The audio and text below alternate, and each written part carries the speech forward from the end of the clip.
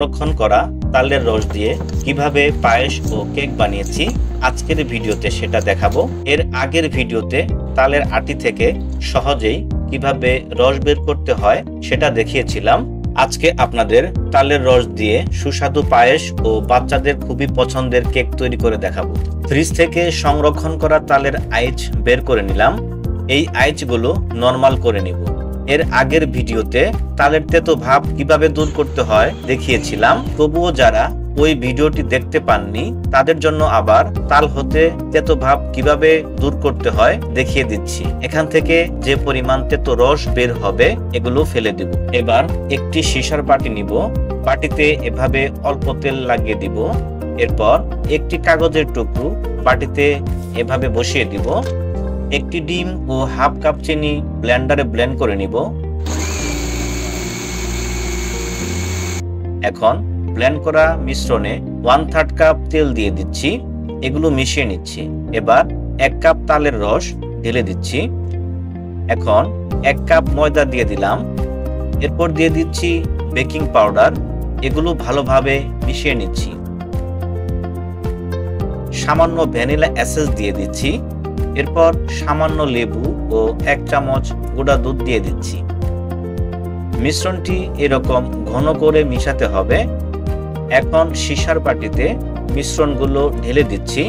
চুলায় পাত্র বসিয়ে এর মধ্যে লবণ দিয়ে দিব। পাত্রের মধ্যে একটি স্ট্যান্ড বসিয়ে দিব। স্ট্যান্ডের উপর বাটিটি বসিয়ে দিব।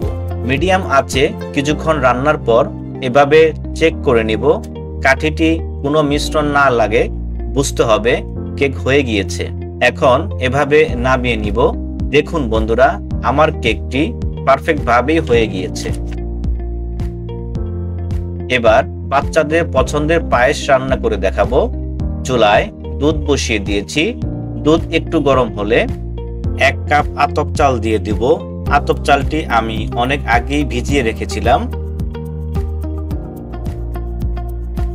পায়েসের গ্রান আনার জন্য 3টি তেজপাতা, 4-5টি সাদা এলাচ ও 2 টুকরো দারুচিনি দিয়ে দিচ্ছি।